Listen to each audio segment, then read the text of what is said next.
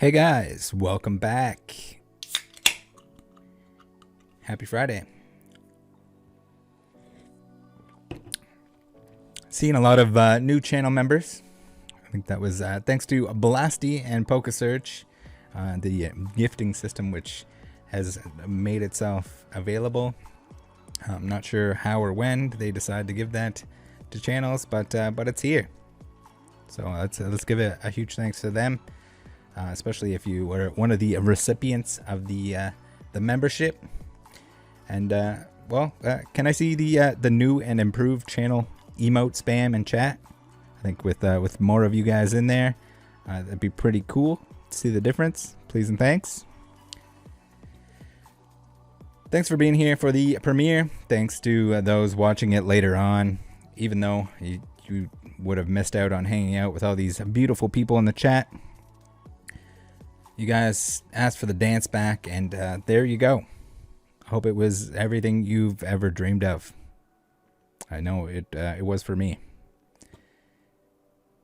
Immediately after this premiere, you will be redirected to the once a month live with Cool Trainer Ryan, CTR as he likes to be called, Poke Knowledge, aka PK, and myself. Stick around for that. Yeah, before that goes down, we are going to watch the infamous Booze News. And afterwards, I'll read through and give my thoughts on Pokemon's current print sizes and the Polygon article about it. You guys know how much I love games journalism. LOL.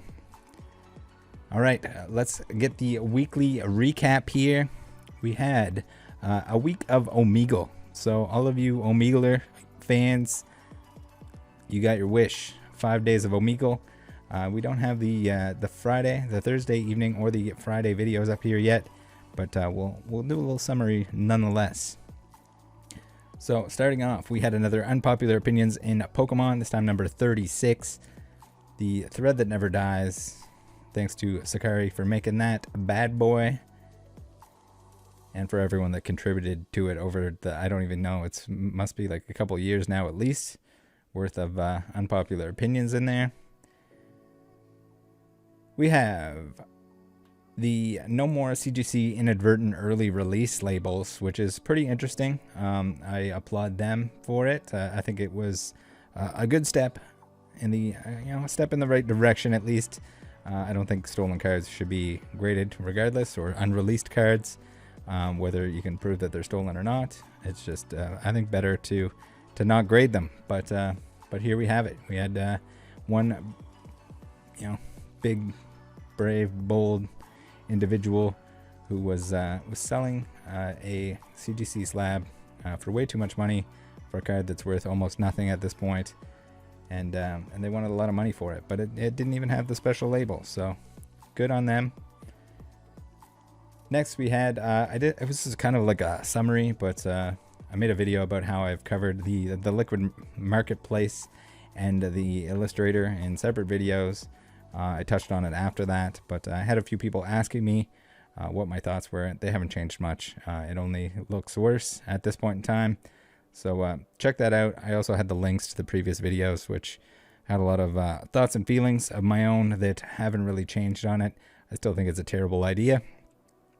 And last but not least, the video from yesterday that is not shown on screen. We had we discovered a new error, or Saber, I guess, had discovered a new error. She sent it to me. I ordered some cards from Troll and Toad in an attempt to see if I could find more of that error. And you'll have to watch the video to find out if it happened, what the error is, and all that fun stuff. Pretty cool. And it'll be interesting to see if anyone actually has some or has seen them in the past. I've never heard mention of it. It doesn't come up anywhere. But yeah, pretty sweet. All right, without further ado, let's tune into the news. You guys remember what channel it is?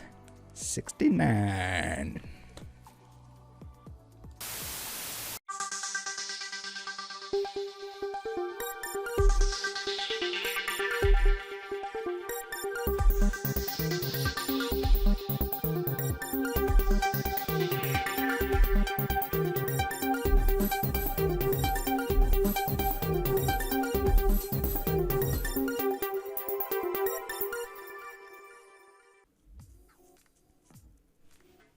Hey guys, welcome back to the news.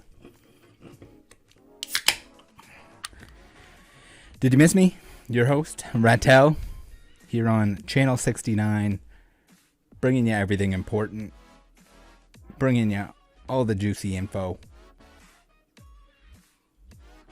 bringing you something useful, right? Super Duper Danny has provided us with this video and yikes thumbnail about there being no Pokemon cards. Can we please stop this? There are lots of Pokemon cards available. If you're watching that video, spoiler, you're online. Instead of paying more at Walmart or Target, buy the cards online. It's 2022. I almost clicked on this video thinking it was Rudy of Alpha Investments. Good try, Jake. I saw you up there in the corner. Usually when people say they graded their Pokemon cards, it isn't literal. Randolph, you and Dreamcast logo guy are really something. What's that? Some people don't understand what a conflict of interest is. Learn something every day. Toyspeak Jake made a video on the Logan Illustrator and Liquid Marketplace. I thought for sure he was going to tell people it was a good idea, hype dog the shit out of it, but it turns out his take on it was extremely good and warned about the risk involved. Good job. A-Drive posted on Twitter about how he donated approximately 30,000 plus cards to a local library Pokemon club to inspire the next generation of trainers. I'd like to say this is admirable, but maybe more so if you weren't trying to show off to everyone that you did. But also, I don't know if you realize or not, but we can still tell that it's bulk, even though you put 2 Shining Fates pin boxes on the top there in one of the big boxes. What are those? A penny a card if you took the time to remove all the energies and code cards that are probably used. Not sure exactly why he does this, but Pokepulch seems to be redesigning Pokemon packaging for his thumbnails. Why? I guess that tin wasn't hidden fatesy enough for him. All right, it's time for Graded Cards of the Week. The segment we definitely forgot last week, but please don't tell my boss. We have first up this AGS Birthday Pikachu with the label that says it's from Celebrations, as in the reprint, but you can clearly see here this is the original Birthday Pikachu, not the reprinted one. Don't know how that AI missed the giant Pikachu 25 logo. Your guess is as good as mine. Thanks to Miu, I think it was on Discord, for sending me this. Great example of why you should not grade your cards. Next up, we have this Sabrina's Alakazam, which ended up with an oil stain on it. What looks like an oil stain. I don't know if their graders are also part-time mechanics, but yeah, this was sent by Dime Card. Thanks for sending that my way. And posted by Brook Collector on TikTok. Great example of why you should wash your hands if you're grading cards, but they don't because they're a joke. Looks like we still have an issue with homeless people trying to trade Pokemon cards in parking lots. And according to the comment section from the previous Booze News, another person was stabbed. Very unfortunate.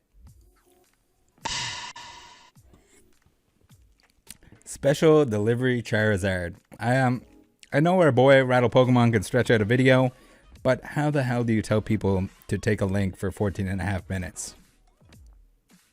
Top 10 Pokemon put out this unnecessary video. The most expensive cards from a set. Can't you just go to TCG Player or Troll and Toad and sort by most expensive? Okay, just checking. In the exciting world of the TCG, We've seen the creators all messing around with the same Lunar Rock decks. I guess that's what kind of happens when you end up with a set that's just filled with Pokemon Go nonsense.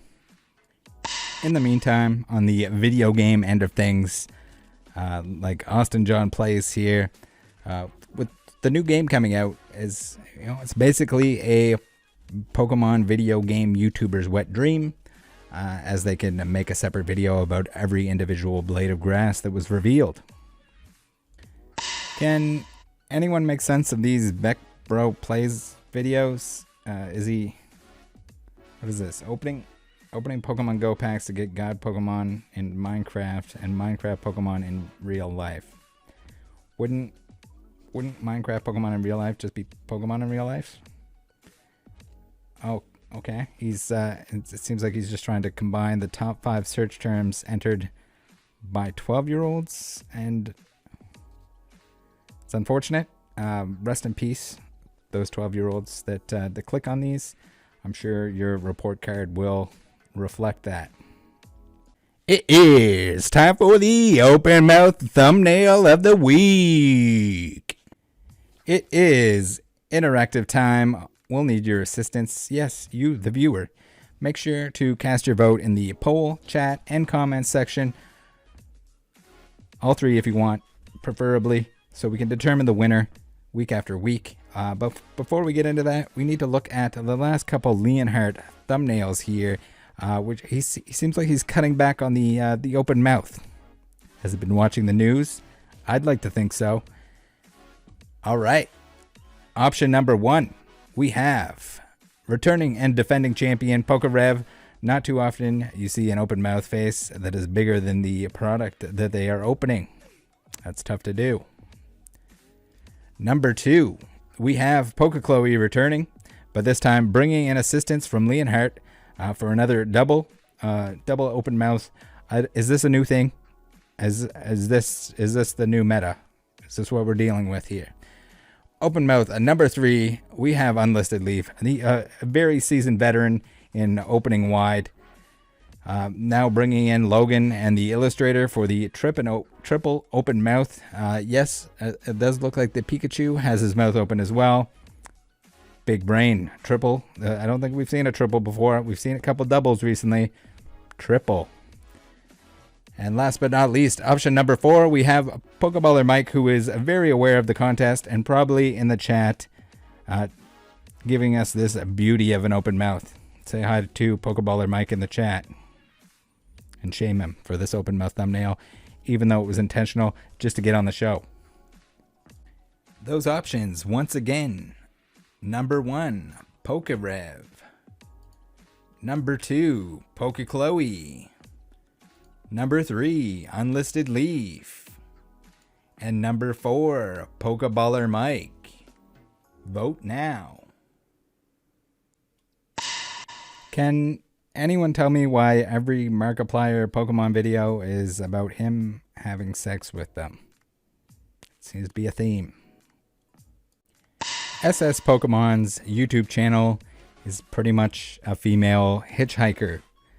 Need an explanation? Well, you see here we have a thumbnail of a girl only, and then you click on the video and all of a sudden her boyfriend pops out of the bushes and also wants to hitch a ride. Hungry Cabagon's thumbnails have more spread than Twitch's pools, hot tubs, and beaches section.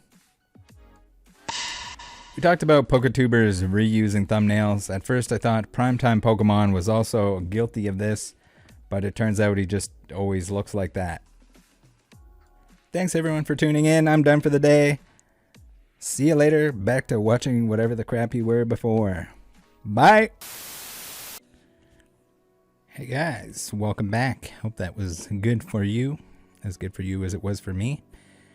Now we're going to take a look at the Polygon article. The Great Pokemon Card Shortage has a solution, 9 billion new cards. It's super effective by Nicole Carpenter. So I'm going to get all kinds of triggered by this article in general. I think a lot of the just misunderstanding of what's going on in general, just absolutely, it gets me. It gets me a little bit, makes me a little bit frustrated that we make some assumptions here. I really liked Rudy's take on it. I think it could have gone a little bit further, where he was basically implying that sure, it's 9 billion cards, but a lot of those 9 billion are the useless cards, or not useless cards, but you got energies there in abundance. Every ETB comes with a jillion energies, that sort of thing. Each pack comes with an energy. You have all sorts of like commons and uncommons. So there's a lot of speculation on like, oh, it's printed to oblivion, and that's like always what everyone says about everything that ever existed. But yeah. So Rudy's take was mostly just that a lot of those 9 billion cards are, you know, the very inexpensive cards anyway, so it doesn't really matter. And I'd like to take that a little bit further in the fact that we've never seen cards as rare as the cards that they're pumping out right now. The chase cards are very hard, and to the point that you can't even open enough cards yourself. Even the large channels, we've seen a few of them do it with like some of the smaller sets or whatever, but you have to be the top of the top 0.0001% of the population that is opening enough cards to actually complete a set without trading or buying singles. It's just impossible. So the 9 billion cards, but also the rarity has also been multiplied by so much that it doesn't matter. It really doesn't. It's a whole different kind of ball game in terms of if you're collecting it and everything else. But yeah, we don't need to make assumptions that, you know, it's the same as, you know, the 9 billion here is just as much as, you know, a comparison with Sun and Moon or something. Even Sun and Moon was pretty hard to get everything. We'll compare it to like XY or Black and White or anything before that. Nowhere even close. These new sets in Sword and Shield, not only are they so large that the reverses are hard to complete, but they're so large that like these alternate arts and hyper rares and full arts, you just can't open them.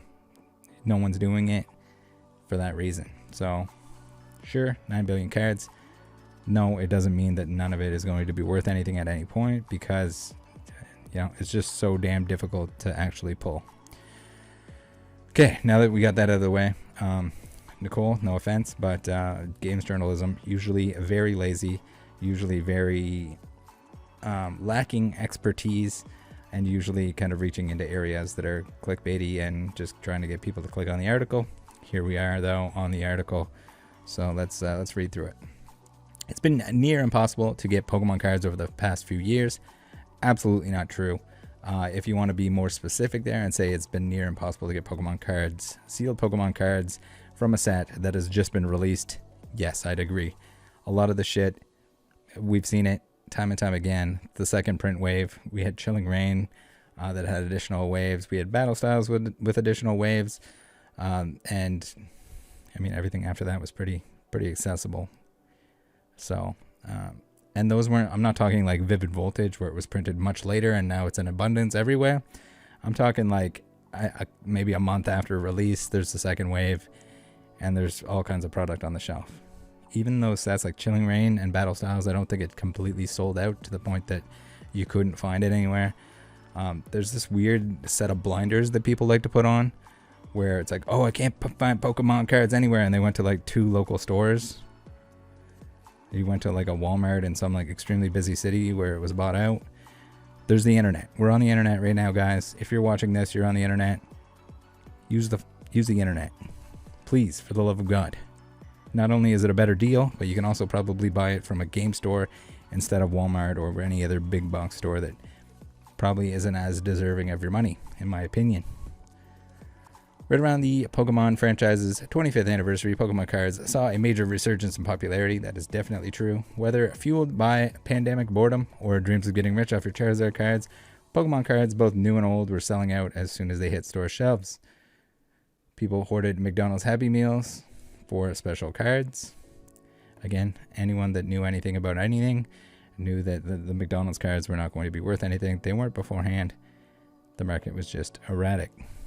Retail stores like Target took cards off their shelves, opting to sell goods online only, reportedly because frenzied shoppers created safety concerns in stores. Also exaggerated. You had like one incident You could have like one incident where someone slaps somebody else in the dick because they took the last box of Pokemon cards on the shelves. All of a sudden, people have to blow it into unnecessary proportion, claiming that this is every store. People are having gunfights. It's the Wild West of Pokemon. Not the case for the large majority of anything ever. Sure, I'm sure someone at some point was fighting over the Pokemon cards on the shelf. It wasn't everywhere. I can assure you, it wasn't everywhere. People flooded card grading services with so many cards from collectors hoping to strike it rich that they had to pause new submissions to work through the backlog. Yeah, that happened. And again, that was a lot of misinformation and a lot of newbie stuff that just snowballed into oblivion. Everyone thought everything needed to be graded. People were grading stuff to flip it to people that didn't know what they were looking at, didn't know that this was not sustainable, and that's where we ended up. All of it kind of contributed to itself in every single way. Like, the more stuff was sold out, the more the price of it would go up immediately, the more people wanted it. Now it's on shelves. Guess what? People don't want it. People would be on their knees ready to suck a fat one for Vivid Voltage prior to the reprint. Now it's reprinted. You can see it on every shelf. There's pictures. Everyone and their dog took a picture and said, hey, look, there's Pokemon cards. Yeah, but no one's buying them. Surprise, surprise. Not that no one's buying them, just no one's like super excited about it. There's this weird like human psychology aspect that you want what you can't have, and now that you'll be able to have it, you don't want it so much, do you? We're aware that some fans are experiencing difficulties purchasing certain Pokemon trading card game products due to a very high demand, the company said in a tweet. In response, we are reprinting impacted products at maximum capacity to ensure more fans can enjoy it. They were already doing this prior to the statement. This was just like a little sugar coaty for all the butt hurts, all the Carabooners that were crying. It was going to be fine. It was going to be fine all along. It is fine. It was fine. Now it's going to go back to somewhat normal, which I think is, definitely relieving for anyone that wants to open new product. But again, all of this assuming that you couldn't buy stuff a little bit later on, that you couldn't find it online, that you couldn't pay a couple extra bucks for it to get it. And then also the fact that there were more singles than ever. Singles are always going to be cheaper anyway. So if your goal is to save money, then you were doing it wrong. Just open what you can open when you can open it, if you can find a good deal on it. And if you really just want the cards inside, which isn't that what you want? No, it's not what they wanted. They wanted to put it all on their shelf behind them, and now they're going to sell it all off because it's not worth as much. It didn't 4x. It reverse 4x'd. Oh, okay, damn. What are you going to put on that shelf? All you seal collectors that aren't real seal collectors, you're just kind of stonk dogging supremely. The Pokemon Company wasn't kidding. According to data released by the Pokemon Company, it produced more than 9 billion cards in the past year alone. That's more than double the rate of the year prior, when the Pokemon Company made 3.7 billion cards. It normally makes between 1 and 2 billion cards a year. Pokemon expert and Cerebi webmaster Joe Merrick told Porygon. So, I mean, you got to remember this. Is this an average? I didn't actually look into this, but if this is an average of all the years that Pokemon was down in the dumps and not very popular, then not a fair comparison. I guess you'd have to. I think X and Y was pretty slow as well, other than when we had like Pokemon Go or whatever. Black and White for sure, Diamond and Pearl for sure. Today, more than 43.2 billion cards have been produced since the Pokemon trading card game launched. So that it's not fair to compare these numbers anyway. If you look back to base set, you got like one booster box is going to get you the majority of a set, and now you probably have to open 100 booster boxes to complete a set. So, even if we say it's 50x the amount of product that you need, if you take a 1 and 2 billion, and I mean, I guess there's reverses in all those like later sets, but if you take this like, even if we're going main set, if we go main set with the secret rares, if we go 1 or 2 billion, and then we say, we're not at that mark. We're not in the 50 billion 25 to 50 billion. We're 9. So all relative, and sure, it's easy to say, like, if you just take nothing into consideration, none of the rarity into consideration, none of the set size into consideration, and you just say, hey, they're printing this many more cards, people are gonna be like, oh my god, what the hell, the Pokemon cards, they're only gonna be worth as much as the cardboard that they're on. Well, I mean, some of them are, yeah, but more than a quarter of all Pokemon cards printed were produced from 2020 to 2022. There was never really a lapse in the production of Pokemon cards. The Pokemon companies simply couldn't keep up with such huge demand. So I don't know if I'm totally buying this. I don't know if there was a source on this in terms of, like, did they reach out to the Pokemon company, or was that in an article? If so, let me know if I missed that. But I would say that there definitely was a lapse, because, you know, there's no way production didn't suffer in some way if they had to put in precautions for the Rona. Even if there was no shutdown whatsoever, you don't think there was like a lack of employees and or some sort of measures that had to be put in place, whether they had to distance, whether they had to do any of that stuff. There was definitely some issues in terms of transportation. So I think this is also just false. And from anything I've ever seen, this is false. There was definitely a lapse in, there was delays. Yes, largely due to the demand that they couldn't keep up with, but there were also some issues. There was issues with everything. So to say that they never shut down at any point and just went straight through it, find it hard to believe. It's definitely a big deal and shows a reaction to the situation that happened back towards the end of 2020 in terms of the general consumer getting cards. Merrick said, Pokemon trading cards hit the mainstream again, and people were buying up all the stock, not necessarily for the right reasons, and it was near impossible for people to get any of the new products. It was a nightmare for the general consumer. So, yes, it sucked. I mean, it still sucks a little bit that you can't just buy whatever products you want. They're available until the next thing comes out, and you know, that's the ideal scenario, and I think we're pretty much back to there. Not quite. I mean, there's still some products that you can't quite get. You can't get as much as you want, which was the norm prior to the hype, but near impossible to get any of the new products. Not really. If you're talking release day, yes, it was difficult. You had to pre-order, but yeah, and people in it for the wrong reasons. Yes, and when you get anything like that, you can take a look at graphics cards, anything of the sort, housing, whatever you want. It wasn't just Pokemon cards. It was a lot of things, a lot of goods, a lot of things that anytime you have way more demand for something than you have supply, you're going to have people that are going to take advantage of that, and they're going to be they're not there beforehand, they're not there afterwards, but they're there temporarily to flip and dip. There's a lot of that. There was a lot of that, but it also just was the fact that there was too much demand.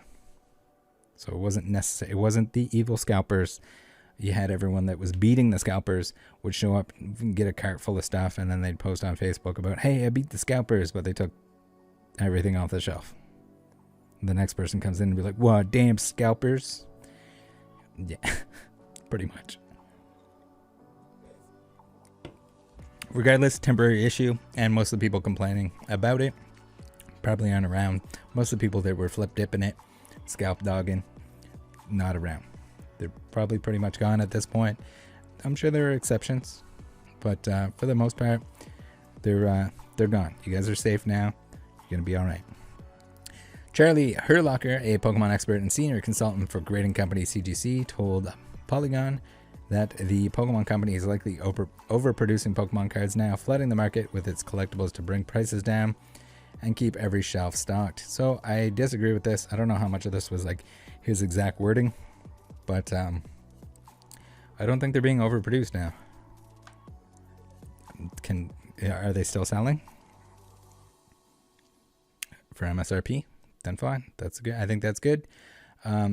This is also, you know, if we blindly don't take into consideration that, you know, the cards are actually very difficult to obtain. It'd be the same thing as, like, I can't imagine these sets in different languages, whether it's like German or French or whatever, trying to complete the whole set where there's less of a secondary market would be extremely difficult. Cards won't be worth as much as the English ones because they just never are, but I'm sure there's exceptions there. Don't quote me on that. The strategy appears to be working. Most stores have products on the shelves, and prices on the first and secondary markets are down. Awesome, perfect. Herlucker said booster boxes during the peak Pokemon craze over the past few years were selling at online retailers for more than 20% of the over 20% over MSRP. We're seeing like a major hike because booster sets, he said, used to sell for much cheaper. Pretty much. I mean, not a whole lot cheaper. We're going to see that the price is never going to come back down to what it was before because of inflation. We're just going to be more money. So you got to take that into consideration too. But yeah, if stores, online retailers, game stores, whoever, if they didn't charge a little bit extra, then it was just going to get all purchased immediately. Or if they didn't limit quantities, it's kind of like it's a double-edged sword there. So like if they sell for more than MSRP, at least it can get spread out and there isn't room on it for that scalper that they're going to make the money anyway. Someone's going to flip and dip it, or someone's going to buy all of it. So it's a tough spot for them, and it's going to be a tough spot for a lot of game stores, a lot of those new game stores that popped up, because you're not going to have that additional free tendies on the top of your products. You're not immediately going to sell everything out. So the ones that are buying stuff with credit are going to be, potentially find themselves in a rough spot. If they can't sell everything right away, which they have been, then they can't like pay that credit card off or the credit line or whatever they're using to purchase the stuff. Game stores are not easy to run. They might have been in the last couple of years, but not the usual thing. It's very tough. You need a lot of capital. You need a lot of knowledge in the market itself. Would not advise. It's a lot of work as well for not very much reward. Now, with an influx of cards and sets on the market, prices are back down to normal, Herlucker said, with retailers really just breaking even on card sales. They're not breaking even on card sales. There's, at least not at this point in time. Maybe later on, if there was like an abundance and they had to like liquidate stuff because they couldn't hold on to it, sure. But yeah, there's not very much margin on a booster box in a normal market. But breaking even, I think, is a stretch. And maybe if you had a brick and mortar and you weren't selling enough stuff, you'd be breaking even. But yeah, there's still money to be made, and it's still selling. The second indicator, if the business is run properly, you're okay. You're making money. The second indicator of the Pokemon company's overproduction is the bulk card market, Herlucker said. So I don't think this is the necessarily overproduction. I'm sure it lends to it quite a bit, but I don't think it's the sole factor. Just the market in general, usually, if the market is going up or down or whatever, depending on interest in the overall hobby, bulk can go up and down. But yeah, I think this is overall going to hurt bulk in general with this many cards being printed. Is it going to hurt the actual stats? Is it going to hurt the reverses, the holos, the Vs, the V-stars, V-maxes? No. Secret rares, hyper rares? No, those are probably going to do what they normally do because they're harder to pull. They will be, I'm sure, inexpensive at the time. Again, singles, always the best way to go if you're just looking for value. Don't open the packs anyway. Everyone was so obsessed with the fact that they needed to open the packs. You don't need to open the packs. You're spending money opening packs. So the people that are upset about paying more for packs probably also shouldn't have been opening packs, at least not in large quantities. If you want to open some packs because it's fun, I would go ahead, but do not open packs to make money. I've had countless people ask me, which packs do I open to make money? And the answer is you don't. You don't open packs.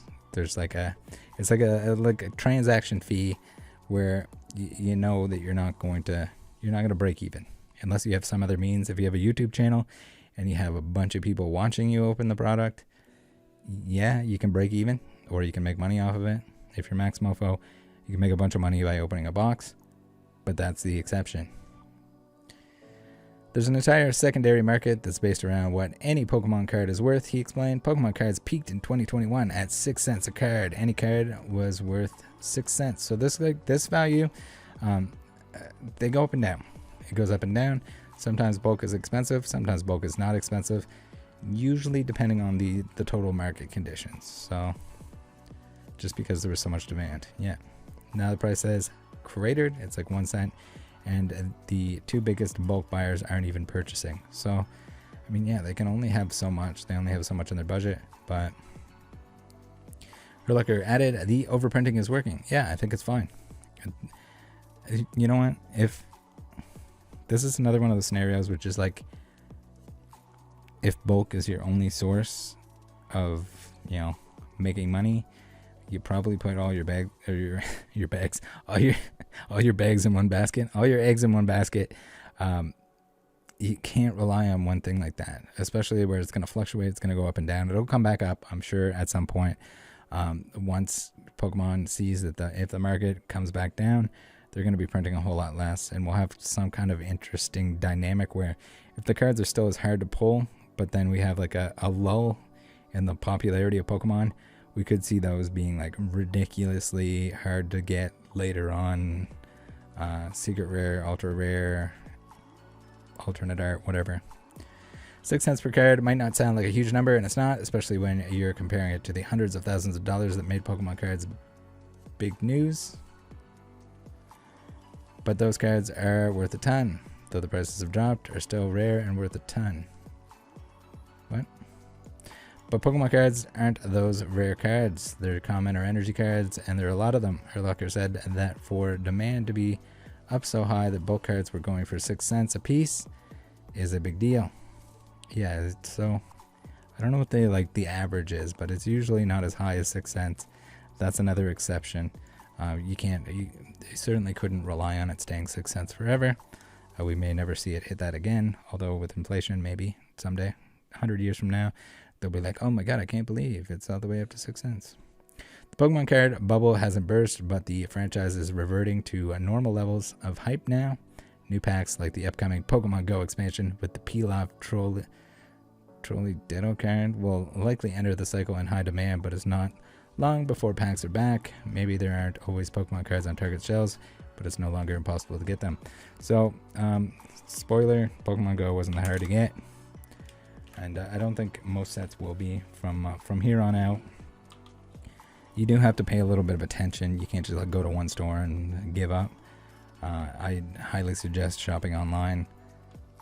You're probably going to get a better price than a Walmart or whatever.